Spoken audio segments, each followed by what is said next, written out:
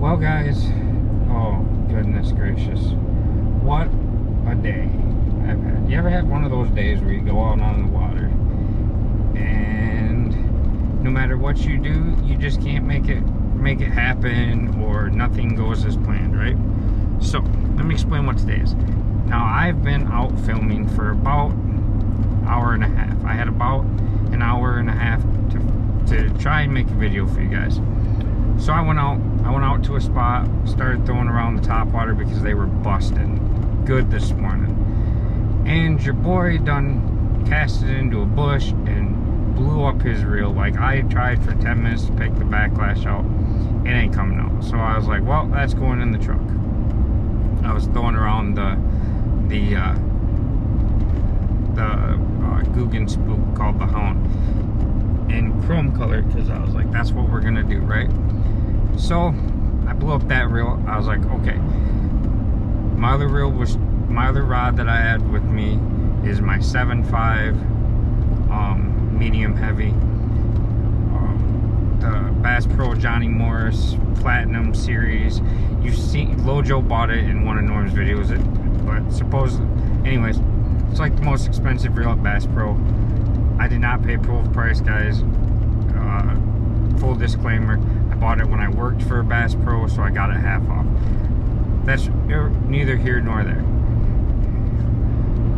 So I started throwing that around. I cut my Texas rig off because that was my Texas rig rod, because it's one of the most sensitive rods that I own. And everything else is put up because it's fall and it's getting colder, and there's no point in having 7 rods and reels up when two can do. The 2 that I have, I got a short one for, you know, Twitch style baits, even though it's a medium heavy, and then I have my Platinum Series for like Texas rigs and stuff like that. I figured I could do everything with 2. Well, then I blew up that one this morning, so I'm gonna cut the fluorocarbon off that one.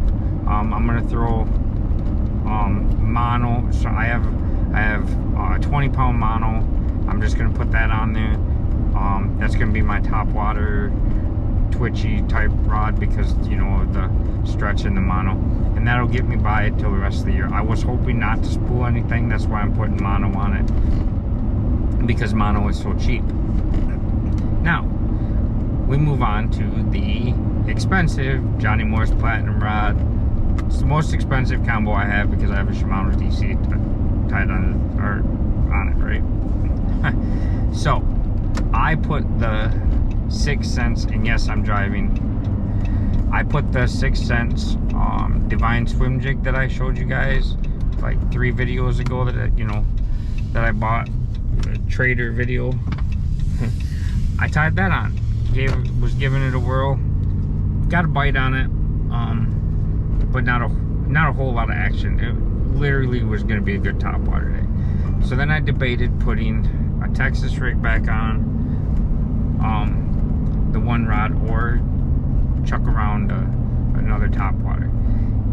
I really wanted to run either a popper or a spook, because I felt like those 2 were going to generate the bites today. And I didn't have braid, so I couldn't run a frog. So I go and I changed my mind. I tied on a Whopper Plopper. I tied on the mini Googan revolver, which is, I believe, 3/4 of an ounce. Well within what the rod will do, weight wise. And I was just gonna, I threw that around a little bit. I had about 15-20 minutes left before I had to leave to go to my appointment. So I started throwing that around, and I casted, like, and of course it was the best cast I had made all morning. It was where I would have thought that the fish would be. And as soon as I casted it, something felt different. Like, and it started rattling. And I started panicking because I thought it was my Shimano. And anybody that knows anything about reels knows that a Shimano DC is, like, not cheap. Shimano does have a great warranty, but still, you know, like, you hear something breaking in one of the more expensive reels that you own, and it's like, oh my lord. So I start, like, shaking it, and I mean, it's just and I was like, oh my god, no. So I start to, you know, examine everything, because I am a former mechanic, and that's what, you know, when I hear stuff like that, I can kind of investigate. Okay, so I get to looking. It wasn't the rod or a reel, thank goodness. I broke one of the guides off on the rod. Now there are a lot of guides on this rod. I'm not going to say that there aren't, but at the very tip, there's two guides at the tip. There's one, and then right underneath it's another one, and then there's probably more guides than there needs to be on the rod, right? So here's the guide. Now they are micro guides, but it broke. Well, unfortunately, when it broke, it left a sharp spot, so that ended my fishing trip for the day, because I'm not gonna have it cut my line. So when we go home, when we get home from my appointment, I have to cut all the line out of one rod and reel combo that I had, re-spool that one, and get that back ready to go to do another video for you guys. And then on top of that, then I have to go and change out the my Texas rig setup and stuff like that, and get that ready to go. So I'm just gonna change I'm gonna cut the I left the bait on it and just threw it in the truck for right now, and I'm gonna cut that off when we get home, and I'm gonna move to a different rod. I have two in my head that I want to try, what I'm gonna go to. I'm either gonna go to the Johnny Morris Carbon Light 2.0. That's like a 7.6 medium heavy. Fairly sensitive rod. Or I've got my Guggen Squad go-to rod, which is a 7-foot medium heavy that's really sensitive, that I might go to that one too. So one of them two rods is probably, I also have a Lew's Xfinity 7-foot that I might just throw my Shimano on, just so I have something until I can't fish no more. But I want something really sensitive, because that Platinum, I mean, you know, for a store branded rod, it is like legit sensitive. I love that thing, but unfortunately, so I called Bass Pro and asked them, because all Bass Pro rods, if you don't know this, all Bass Pro rods have a 10-year warranty on them. Now, as I have said in previous videos, to the best of my knowledge, Daiwa is who makes Bass Pro reels or rods, and Lew's makes the reels. So I called Bass Pro and I explained to them that, you know, a guide broke off this rod, and asked them what to do, because I was like, you know, I ordered it online when I worked there, because we didn't have them in stock at my store. So I ordered it off the website and had it shipped to me. No harm, no foul. Well, I called them today, said, hey, you know, I know there's a 10-year warranty. Do I have to take it to the store? Because my former store that I used to work at is a Cabela's here in Michigan, and I don't get along with the management in the store. So I was worried that because I don't get along with management, that going in there to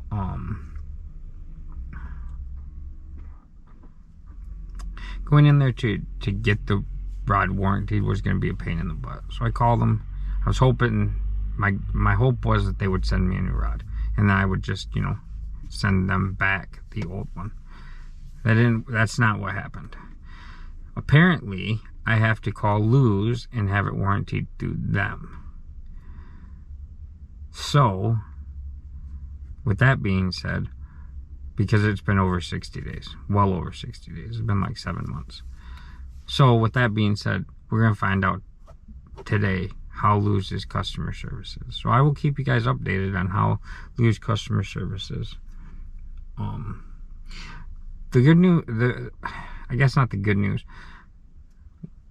if Lew's won't warranty it or can't warranty it or whatever, because I have an online receipt, so it's not proof of purchase or anything, but if they won't send me a new rod, I have what's called Fletch-Tite. It is a it's for arrows. It's kind of like a glue, but what it does when it dries is it's almost like rubber. It's like a rubbery compound when it dries.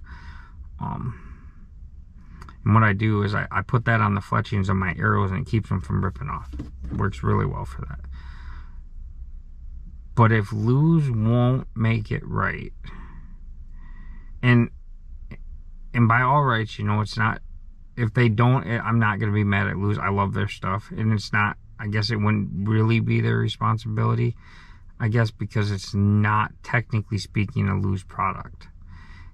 I'm not even sure Lew's is the ones that make them, but I guess we're going to have to wait and find out. So, anyways, like I said, I'm going to call Lew's. They don't open for another 25 minutes, and by then I'll be in my appointment. So I'm going to wait until after my appointment. I will call Lew's, see what they say. But like I said, hopefully in the next video I'll keep you updated to what they say. But hopefully they send me a new rod and we get it back in service. Otherwise, I will redneck it and continue to use it, because it's my favorite rod for Texas rigging, for weighted. Now, weightless, I 100% am always going to use my Googan Go-To. And my other Shimano, I have my SLX, because for weightless stuff, that rod and reel combo is deadly. So that's all for now, guys. I apologize that there's no video.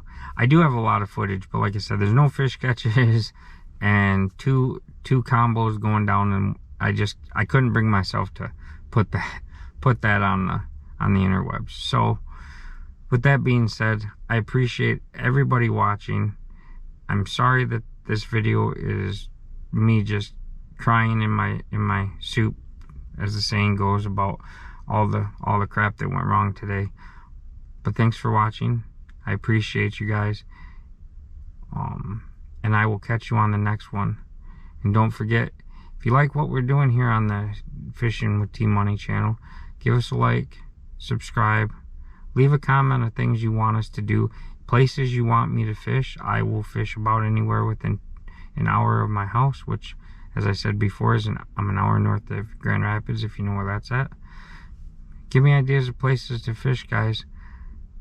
But yeah, that's about it. And don't forget to subscribe. That's all I got for now, guys. And I will catch you on the next one. The next video, I'm planning on fishing and hopefully having a way better day than I had today. So, I'll see you on the next one. Later.